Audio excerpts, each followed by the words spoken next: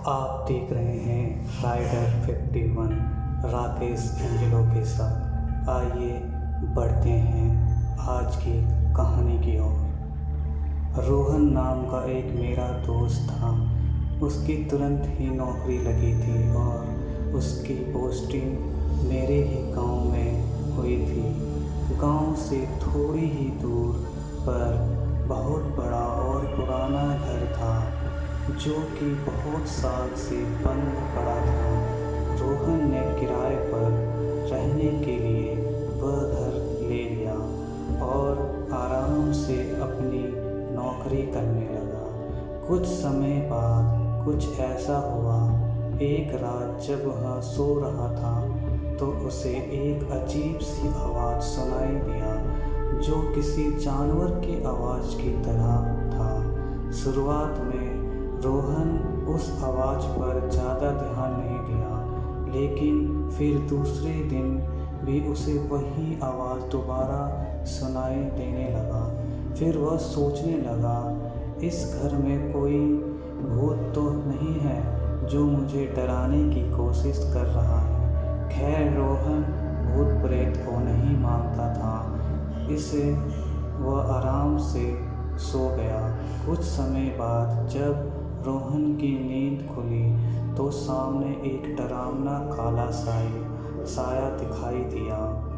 रोहन इसके पहले कुछ करता वह खुद बेहोश होकर गिर गया। कुछ घंटे बाद जब उसे होश आया तो भागकर उस घर के मालिक के पास गया और सारी घटना के बारे में बताया। फिर मालिक ने रोहन को बताया कि हमारे घर के एक ऊपरी मंजिल में एक भूत रहता है। बहुत साल पहले इस गांव में कुछ लोगों ने उसके साथ गलत व्यवहार करके उसकी हत्या कर दिए थे। तब से लेकर आज तक उसकी लाश का पता नहीं चला है। कई लोग तो यह भी बताते थे कि रात के समय में इस रास्ते से अगर कोई जाता था तो वह भूत उसे अपने घेरे में ले लेता था और कई दिनों तक उसका पीछा नहीं छोड़ता था, लेकिन उसे अभी तक किसी ने भी नहीं देखा। कभी कभी उसकी डरावनी आवाज़ सुनाई देती थी और सबकी नींद उड़ा देती थी। रोहन मकान मालिक की पूरी बात सुनने के बाद सोचा कि यह सब कुछ केवल एक कल्पना है और बकवास बातें हो सकती हैं, क्योंकि वो भूतों पे विश्वास नहीं करता था। इसलिए वह वहाँ से चुपचाप अपने घर चला गया। कुछ दिन के बाद रात के समय लगभग 11 बजे थे।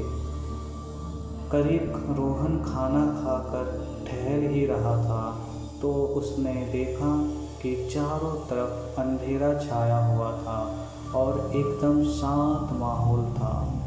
फिर उसकी नज़र दीवार पर गई और देखा कि घर के सारे दीवारों दरवाज़ों पर जानवरों की तरह कुछ निशाने बने हुई थी और बहुत सी वस्तुओं को बिना किसी वजह के ही अलग अलग जगह पर रख दिया गया था। इससे पहले उसने वहाँ कुछ भी ऐसा नहीं देखा था। फिर एक रात कुछ ऐसा हुआ कि उसकी रूह कांप गई। रोहन अपने घर में अकेले सो रहा था, तब उसे एक डरावनी सी आवाज़ सुनाई दिया। रोहन नींद से उठ गया और इधर उधर देखने लगा कि कौन है जो इतनी डरावनी आवाज़ निकाल रहा है, लेकिन कहीं से भी कोई दिखाई नहीं दिया और थोड़ी ही देर में वह आवाज़ बार बार सुनाई देने लगी। जल्दी से रोहन अपने कमरे की लाइट जलाया तो देखा कि एक बहुत ही भयानक और डरावनी दृश्य उसके सामने खड़ा है और उसे घूर रहा है। अब रोहन डर के मारे थर-थर काँपने लगा और उसकी आवाज़ भी नहीं निकलना बंद हो गई। फिर उसने मन ही मन सोचा कि मैं अपने सपनों में भी नहीं सोच सकता था कि मेरे साथ कभी भी कुछ ऐसा होगा। हे भगवान, आप ही मेरी कुछ मदद करिए। उसने देखा कि कमरे के बीच में एक आदमी खड़ा था जिसका शरीर काफ़ी लंबा और डरावना था। दूध की तरह उजले और लहराते बाल थे और दोनों आंखें खून से लथपथ थी। वह भूत को डरावने रूप में अचानक अपने सामने देखकर उसकी हालत खराब हो गई थी। रोहन ऐसा भयानक और डरावना भूत अपनी ज़िंदगी में कभी पहले नहीं देखा था। जैसे तैसे करके वह उस घर से भागा।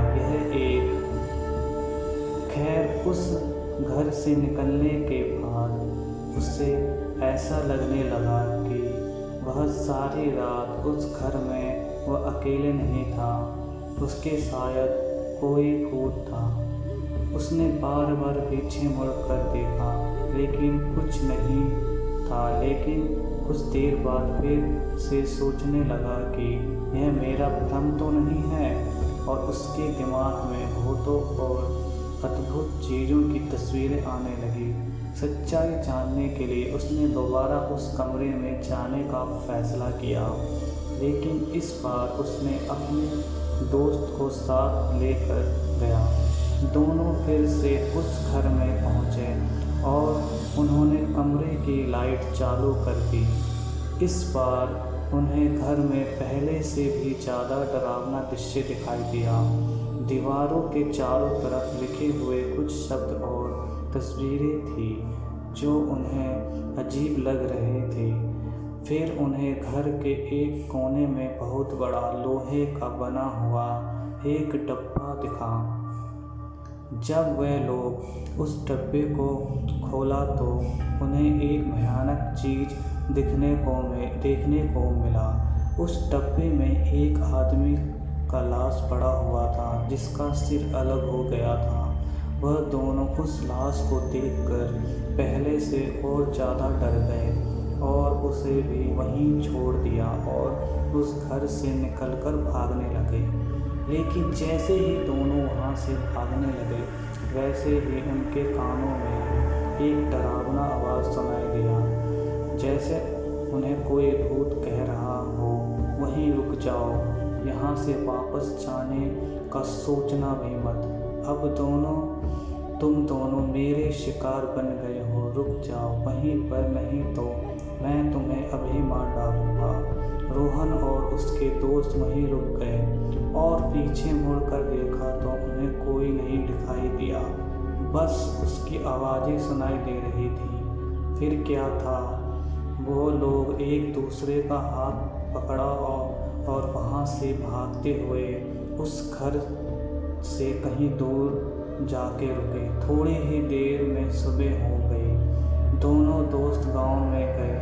डरते हुए उन्होंने अपनी घटनाएं सारे गांव वालों को बताया और उन लोगों को सावधान करवाया कि गलती से भी कोई इस घर में ना जाए। हम लोग तो जैसे तैसे करके वहाँ से भाग गए, लेकिन अब दोबारा कोई वहाँ गया तो शायद वह जिंदा वापस ना आए। आप लोग को कभी मत जाइएगा। और रोहन उसी दिन अपना पोस्टिंग किसी और जगह करवाया और उसी दिन वहाँ से अपना सारा सामान लेकर हमेशा के लिए चला गया। दिन पर दिन रोहन उस घर की घटना भूलने की कोशिश करता, लेकिन वह उस घटने को कभी भी नहीं भुला पाया और वह उसी रात भी खराब होने लगा था। वह अब रात को सोने में डरने लगा था। तो ये कहानी आपको कैसे लगी? अगर अच्छी लगी तो हमारे चैनल को सब्सक्राइब एंड लाइक करें। तो मैं मिलता हूँ आपको दूसरी वीडियो।